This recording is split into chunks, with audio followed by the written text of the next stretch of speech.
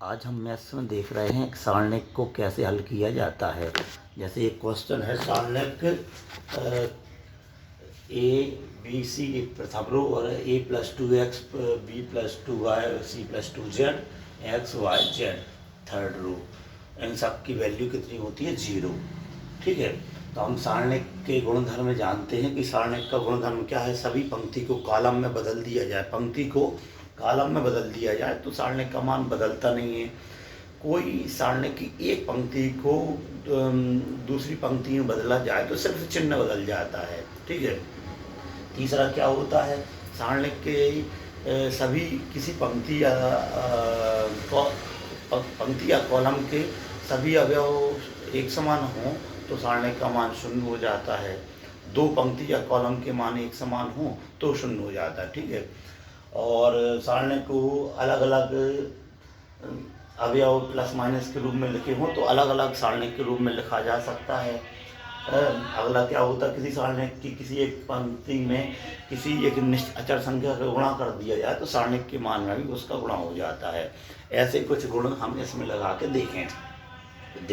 इसमें देखें, एक सारणिक है जो अलग अलग संख्याओं के योगफल के रूप में दिया है, तो इसे हम अलग अलग फॉर्म में लिखें। मतलब A X B Y C Z ये है, और प्लस करके इसे किससे लिखा जा सकता? प्लस लगा के दूसरा। तो अभी क्या है, ए है, बी है, सी है, ए बी सी। अब इसे 2x 2y 2z और एक्स वाई जेड है। तो सारणिक का गुण क्या होता है वो हम लिख देंगे।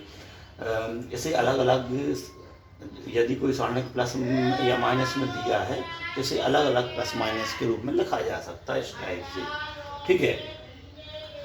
तो हम ये देख रहे हैं कि यहाँ सारणिक है जो उसकी दो पंक्तियाँ एक समान है, ए बी सी, इसमें ए बी सी, तो इसमें कौन सा गुण लगा देंगे? सारणिक की किन्हीं भी दो पंक्तियाँ या कॉलम के स्तंभ के अवयव समान हो तो सारणिक का मान 0 होता है। ठीक, तो ये 0 हो गया।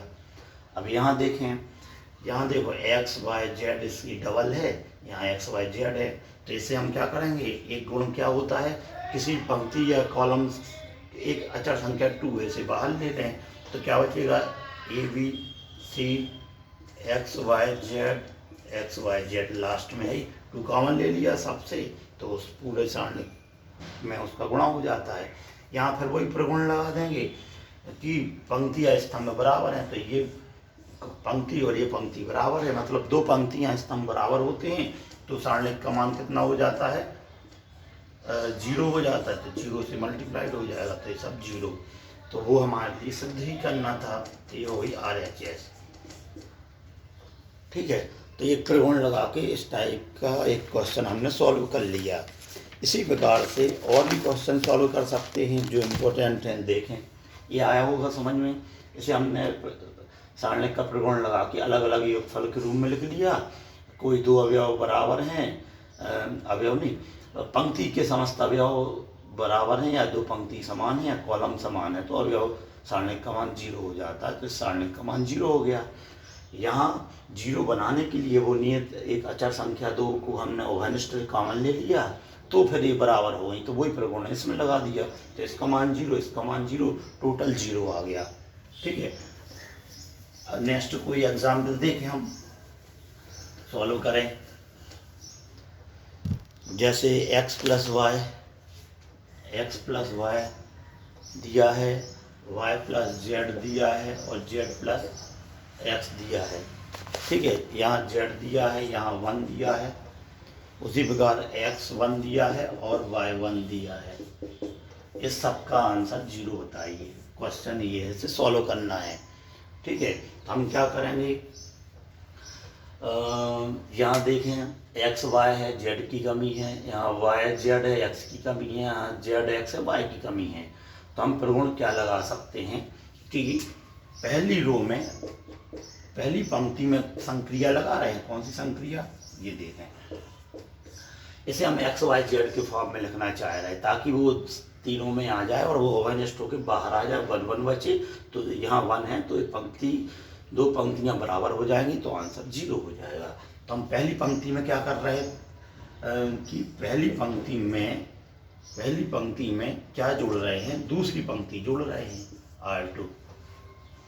पहली पंक्ति में संक्रिया करा रहा है कि दूसरी पंक्ति को और जोड़ दो, तो जो कमी है वो आया। जैसे इस वाली संक्रिया लगा दी तो इससे क्या होगा, एक्स वाई था पहली पंक्ति में, तो हम कौन सी ये साइड लेके चल रहे हैं।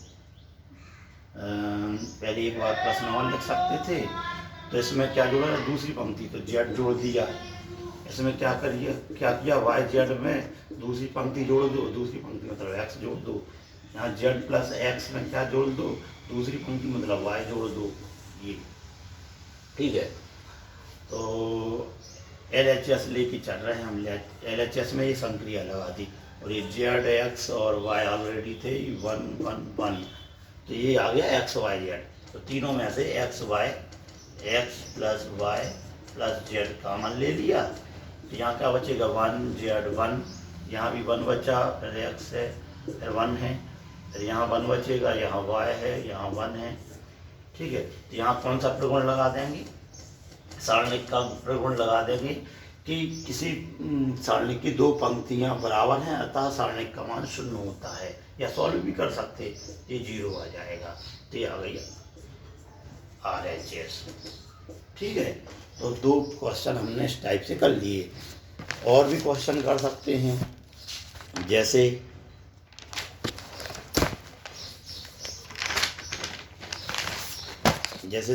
दिया होता, तो ये तो आ गया समझ में। पहले एक स्टेप लिखेंगे, LHS लेके चलेंगे, फिर इसमें ये संक्रिया लगा देंगे। और यदि ये संक्रिया करके सॉल्व कर लेते हैं, यदि संक्रियाएं नहीं पता है तो सारणिक को सिंपल मेथड से प्रसार करके फिर सॉल्व करते तो भी आंसर इतना ही आता। अगला देखें,